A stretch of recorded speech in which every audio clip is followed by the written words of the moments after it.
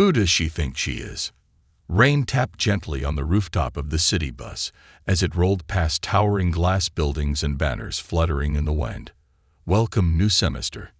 Inside, pressed between tired commuters and students with noise-canceling headphones, sat a woman no one would have noticed. Worn-out sneakers, a simple gray cardigan, a modest ponytail tied with an old elastic band. But inside her mind, equations, proofs, concepts most of the world didn't even know existed. And today, she would be thrown into the lion's den. Her name was Grace Walker, 35 years old, no college degree, no prestigious background, just an office assistant at a dusty real estate agency. But as she stepped off the bus and looked up at the gates of Western Heights University, something inside her buzzed, not with fear, but electricity. One step at a time, she whispered, straightening her back and walking into a building where dreams and egos collided like meteors. She had been invited, no, selected, to join a new experimental course in advanced calculus, one that promised to give unconventional minds a seat at the table. But Grace already suspected the table wasn't set for her. Not really. She wasn't part of their world. She was just a quiet woman who had taught herself math by borrowing old textbooks, scribbling equations on napkins during lunch breaks, and losing sleep while solving complex integrals online under the username gmind88. No one in her life even knew what she was capable of, and that made her invisible. Until now. The university building was as intimidating as she imagined. Glass walls, marble floors, and students in branded sneakers, designer hoodies, and backpacks that probably cost more than her monthly rent. Grace adjusted the strap of her canvas bag, the same one she'd carried for years, and clutched a printout with bold letters. Room 406, Advanced Concepts in Calculus, Professor Lucien Grant. Excuse me, she asked a girl in trendy boots. Can you tell me where? The girl barely looked at her. Left corridor, stairs to your right. 4th floor. Grace smiled a quiet thank you and moved on, ignoring the side glances that followed her. Her clothes weren't fashionable. Her skin showed signs of long days under fluorescent lights. And her eyes, well, her eyes held centuries of silent battles and forgotten brilliance. She reached the classroom with 2 minutes to spare. The large lecture hall looked more like an amphitheater. Rows and rows of tiered seating. Screens. Boards filled with abstract symbols from a previous class. Students were already seated, confident, talking, scrolling on tablets, or laughing in small clusters. She hesitated at the door. Should I really be here? Then, just as she considered turning back, a voice echoed behind her. Are you lost, ma'am? She turned to see a tall young man, maybe 21, sharply dressed, with a sleek watch and the expression of someone used to being the smartest person in the room. I'm not lost, she replied calmly. I'm here for Professor Grant's class. His eyebrows raised. Oh, you're auditing. He glanced at her paper. You're part of that open access genius program. Grace nodded. He smirked. Didn't think they'd actually let someone from the outside into this class. Well, welcome to the jungle. He stepped past her, letting the words hang in the air. She entered quietly, choosing a seat near the middle. She unpacked her lined notebook, a mechanical pencil, and a tiny calculator that still had a fading sticker on the back that read, Believe in yourself. All around her, whispers began. Who's that? She's not a student here.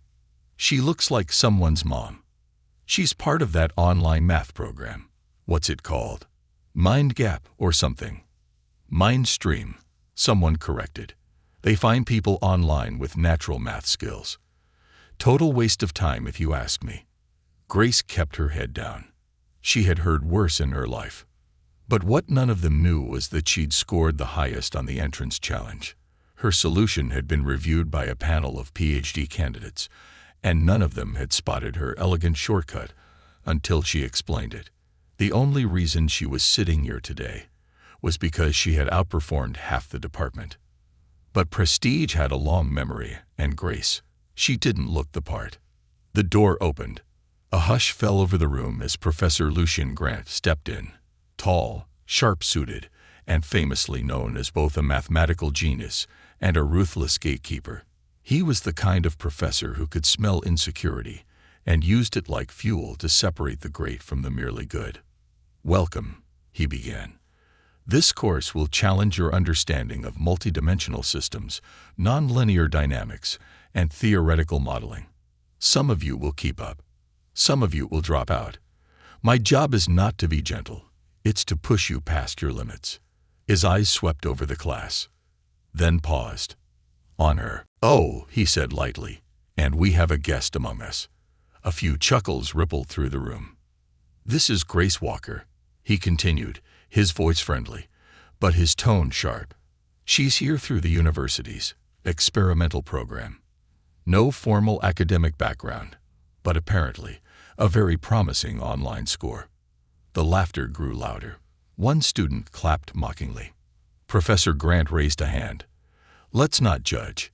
Let's test." And then, without warning, he turned to the massive whiteboard and wrote a complex calculus problem. Symbols danced across the surface like a storm: nested integrals, partial derivatives, vector fields. The room went quiet. "This," he said, "is a problem from a qualifying exam at MIT. Most students fail it. Let's see who here can even begin the solution." He turned around, scanning the room. Then he pointed directly at Grace. Her heart dropped. "Miss Walker," he said, smiling like a predator. "Care to take a shot?" The room erupted. Some laughed. Others whispered. One student muttered, "This is going to be brutal." Grace sat frozen for a moment. Then she stood. Slowly, steadily, she walked to the board, her footsteps echoing louder than the whispers. The chalk felt cool in her hand. She stared at the problem, not with panic, but with familiarity. She had seen a variant of it before. In fact, she'd solved it for fun one night after watching a lecture online. She took a breath and began. First, she wrote the foundational structure, clean, precise. Then came the first substitution, a method not even taught until the second year of grad school. The room started to quiet. Pens stopped moving. The whispering died. As she reached the midpoint of the problem, one student gasped audibly. Another muttered, "Wait, is that a multivariable inverse switch?" Grace kept going. She wasn't showing off. She wasn't proving anything. She was simply doing the math. 10 minutes later, she placed the chalk down gently, boxed the final answer, turned around, and saw a room full of stunned faces. Professor Grant blinked. Once, twice. He walked slowly to the board, studied her work, tracing it line by line. When he turned back, the arrogance in his voice had faded. His next words shocked everyone. "That's the cleanest solution I've seen in 5 years." You could hear a pin drop. Grace smiled, just a little. "May I sit down now?" Grant nodded slowly, and as she returned to her seat, no one whispered anymore. No one laughed. Even the student who clapped mockingly now looked down at his notes, red-faced. Grace Walker had walked into a battlefield with nothing but chalk, and she had silenced a room full of doubters. And she wasn't done yet, because next week, Professor Grant had a new plan, a harder test, a crueler challenge. But Grace wasn't afraid, because no one knew it yet. But this simple woman was just getting started. She can't possibly do it again. The lecture hall buzzed long after the class had ended. Students gathered in small clusters, whispering, replaying the moment that had just unfolded. Grace Walker, the outsider, the nobody, had walked to the board and solved a graduate-level problem, faster, neater, and smarter than anyone else in the room. And she did it without flinching. But Grace didn't stay to bask in the awe. She packed her things slowly, carefully tucking her notebook into her bag as if it were a fragile treasure. The voices around her didn't fade completely. She could still hear pieces of the whispers. She got lucky. She probably memorized that one. She won't pull it off again. She's just good at one trick. Grace kept her eyes low, not because she was ashamed, but because she knew something they didn't. She had dozens of tricks. That night, Grace sat in her tiny apartment, eating a microwave meal on her couch with calculus problems spread out on the coffee table like a storm of symbols. Her cat, Newton, pawed lazily at the corner of one page. Grace chuckled and scratched him behind the ears. "Even you think I'm crazy, huh?" But her mind was racing. She replayed every second of the classroom exchange. Professor Grant's smug smile, the students' smirks, the sudden shift in atmosphere when the chalk squeaked out the final boxed answer. Her fingers traced her notes. She wasn't done proving herself. She was just getting started. The next day, Grace arrived 15 minutes early. The hallway outside room 406 was mostly empty, save for one or two students murmuring to each other near the drinking fountain. She passed them quietly. But they didn't pass her. "That's her," one whispered. "The math lady." When she entered the room, she wasn't invisible anymore. A few students actually nodded at her. Others simply stared. Grace took the same seat as before. 4th row, center, 2 seats in from the aisle. Then, something unexpected happened. A girl with bright pink nails and expensive earrings sat down beside her. "Hey," she said, flipping open her MacBook.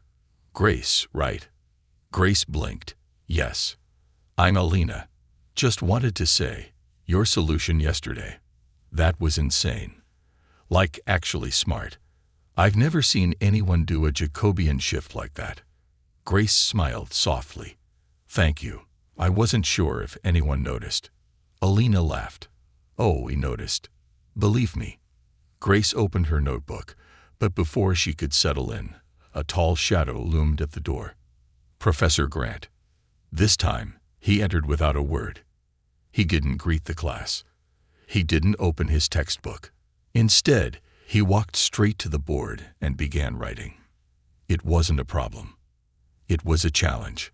A brutally long, twisted equation that seemed to spill across the whiteboard like a web. Multivariable derivatives, implied constraints, an integral with no clear bounds. Every trick in the book, and a few that weren't in any book. Grant capped his marker, turned to the room.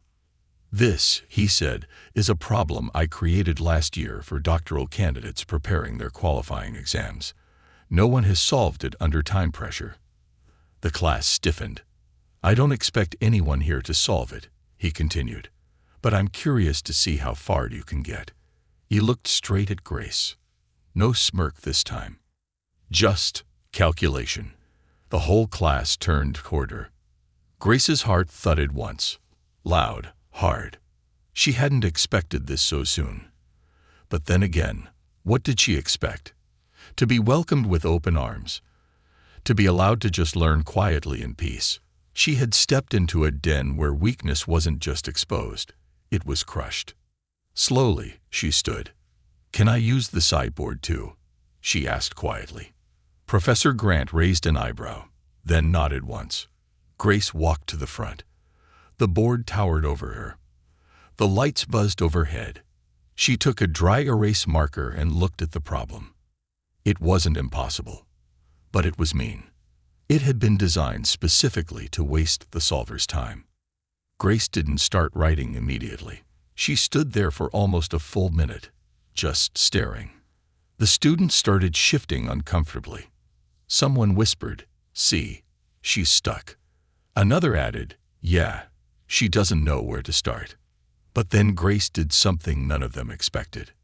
She walked to the bottom of the board and started there. Her marker moved fast, too fast for most to keep up. She was doing what no one dared, working backward. Unraveling the tale first, reverse engineering the math, collapsing the complexity into manageable threads. Within 5 minutes, murmurs filled the room again. But this time, they weren't mocking. They were stunned. She's simplifying the boundary conditions. Wait, how is she handling the 4th variable already? She found a hidden symmetry. No way. Professor Grant didn't move, but his eyes were locked on her hand. 10 minutes in, Grace shifted gears. She introduced a polar transformation, removed the divergence, and reintroduced the original variable in a compressed form. 15 minutes in, she boxed an intermediate result. And by minute 17, she stood back and wiped her hands. The board, covered in elegant flowing logic, held the complete solution. For a few seconds, the entire class sat frozen. Professor Grant slowly stood up and walked forward. He read the steps, one line at a time, then stepped back. "Impressive," he said finally, "but unconventional." Grace tilted her head. "Is it incorrect?" "No." "Then perhaps unconventional is a compliment." A few students laughed softly, nervously. The tension had broken. But Grace didn't smile. She had seen what that board was. It hadn't been a lesson. It had been a test. And she had passed it. Again. After class, several students approached her, not with skepticism this time, but with interest. "How did you spot that symmetry? Can you explain the integral substitution you used? Wait, can you tutor me on this stuff?" Grace felt overwhelmed, but also thrilled. For so many years, she had studied alone, talked to no one about what excited her. Her coworkers thought calculus was a brand of pain medication. And now students who had once mocked her wanted to learn from her. Later that day, Professor Grant called her into his office. It was a room filled with awards, books with his name on the spine, and certificates framed in black and gold. He didn't sit. He leaned against his desk, arms crossed. "You know," he began, "I didn't support your admission to this program." Grace nodded. "I figured. But I also didn't expect you to do what you've done." She waited. "You're not just solving problems," he continued. "You're navigating mathematical terrain like someone who's lived there their whole life. You have an instinct. And I hate that word, but it fits." Grace finally smiled. "I've been living in those problems longer than you know." He stood upright. "I want you to consider something," he said. "There's a faculty-sponsored research team forming next semester. We explore alternative solution pathways in high-complexity systems. No undergrads allowed, but I can make an exception." Grace blinked. "You want me on your team?" "I want to see if lightning can strike twice." She paused. "I'm in," she said. Grant extended his hand. "Then welcome to the real battlefield." That night, Grace walked through the university library. Not because she needed to study, but because she wanted to sit among the knowledge she once thought was off-limits. She ran her fingers over the spine of a book titled The Elegance of Equations. How many nights had she read scraps of these ideas in torn PDFs, stolen hours between work and exhaustion? And now, she was here, living it. Back in her apartment, she poured tea, sat on her couch, and opened her notebook. She wrote a single sentence on the top line. "You don't have to belong to prove you deserve to be there." She underlined it twice, then turned the page, and started working on something even harder. The impossible test, and the offer that changed her life. The large auditorium buzzed with nervous energy. Rows of students, professors, visiting scholars, and alumni filled every seat. The annual Western Heights Mathematics Symposium was one of the most prestigious events of the academic year, and today, a special event had been announced. A challenge round, they called it. A live test. An unsolvable problem. A tradition where only the sharpest minds dared to walk to the board. But this year, there was a twist. A name none of the audience had expected was on the docket. A name most had never even heard of until last week. Grace Walker. The room was restless with questions. Isn't she that woman from the experimental program? She's not even a real student, right? She's just an admin lady from downtown or something. She beat Grant's doctoral qualifier in 17 minutes. Don't underestimate her. In the front row, Professor Lucien Grant sat with his arms folded, expression unreadable. Beside him, Grace waited quietly, her cardigan pressed, her old notebook balanced on her lap, her hands still. But her eyes, laser-focused, because deep down, she knew this was more than a challenge. It was a public reckoning. Main story, the impossible test, and the offer that changed her life. 2 weeks had passed since Grace had stunned her advanced calculus class not once, but twice. Rumors spread like wildfire. The self-taught genius, the mystery mathematician. She was the subject of whispers in corridors, hushed debates in faculty meetings, and even a thread on a popular math forum titled, "The Woman Who Humbled a Department." But with attention came pressure. Some doubted her abilities, insisting her victories were just flukes or rehearsed luck. Others, more threatened, wanted proof that she could handle real academic heat under scrutiny. And so, Dean Alcott, head of the mathematics faculty, proposed a test. Not a written exam. Not a take-home problem. A live demonstration. In front of everyone. 3 problems, each from a different branch of pure and applied mathematics, and only 1 hour to solve all 3. The catch? They had never been solved in public before. They were reserved for symposiums, doctoral competitions, and theoretical journals most people couldn't even understand, let alone solve. Unfair, some whispered. But others said what Dean Alcott had in mind. If she's truly a genius, let her prove it in front of the world. Grace didn't hesitate. She agreed. Not to prove something to others, but to prove something to herself. Now she stood behind the podium, as the announcer took the mic. Today's guest, Ms. Grace Walker, has demonstrated extraordinary skill in our Advanced Concepts course.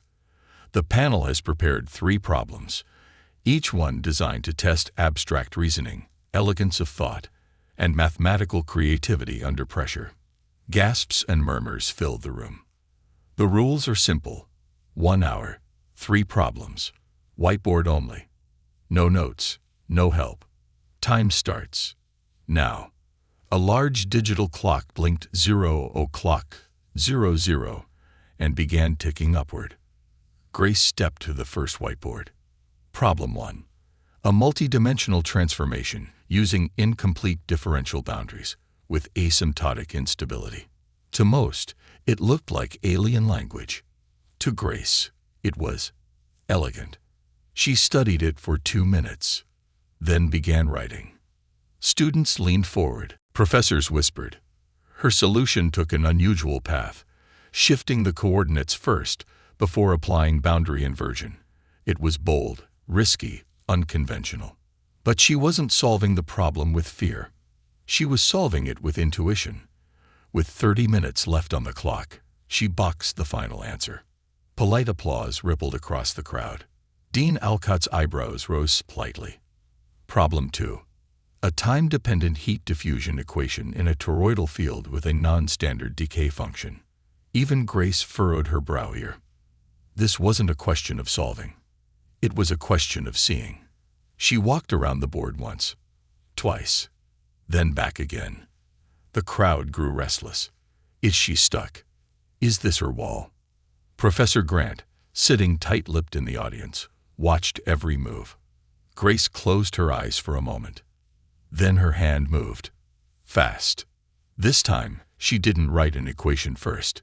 She drew a graph. Not a plot. A visual representation of the problem's structure. She wasn't attacking it like a textbook. She was modeling it like a sculptor. As the final curve emerged, her equations began flowing. Neatly, concisely. 15 minutes to go. She boxed another final answer. And the auditorium went silent. The second problem had been declared unsolvable by a team of researchers last year, and she had cracked it in public. Only one problem remained. Problem 3. A theoretical optimization paradox involving convergent infinity under restricted factorial decay. Grace stared at it.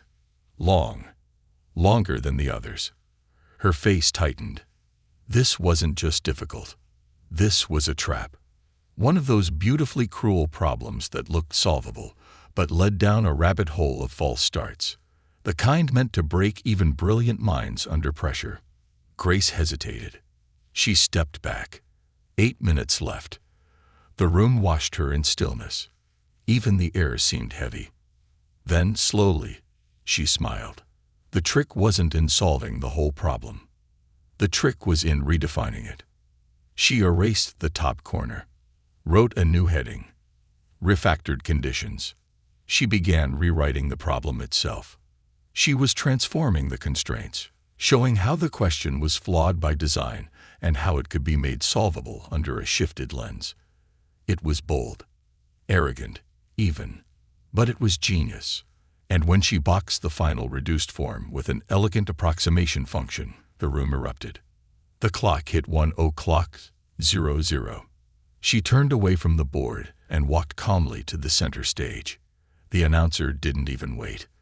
"Ladies and gentlemen, in all my years, I've never seen anything like this." The applause started slow, then grew, then exploded. Professors stood. Students shouted. Someone even whistled. And in the front row, Professor Grant finally smiled, just a little, and clapped. Not mockingly, not reluctantly, but with real respect. The OFFER that she engaged her life. After the applause faded and the crowd thinned, Dean Alcott approached her. "Ms. Walker," he said, holding out a letter. "This is an official offer. A full scholarship to complete your degree, in any department of your choosing." Grace blinked.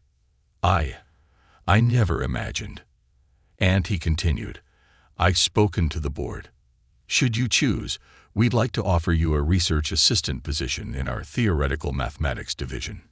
You'll publish, you'll teach, you'll be paid." Grace took the letter with trembling fingers. This wasn't a dream. This wasn't a fantasy. This was real. She had crossed a line no one believed she could reach, let alone leap over. And now, the world that once shut her out wanted her voice in it. That evening, Grace sat alone on the steps outside the university. The air was cool. The stars blinked above. The concrete still held warmth from the day's sun. She looked up and smiled, because for the first time in her life, she didn't feel like a visitor in someone else's world. She felt like she belonged. And more than that, she knew there were others like her. Quiet minds, hidden talents. People told they were too old, too plain, too late, or not enough. And to all of them, her story whispered something powerful. You are enough. You've always been enough. You don't need permission to shine. If this story inspired you, share it with someone who's ever been underestimated. Someone who's felt like they didn't belong. Someone who's been told you can't. Because sometimes the greatest minds come in the most unexpected forms. And all it takes is one moment, one challenge, one step forward to change everything.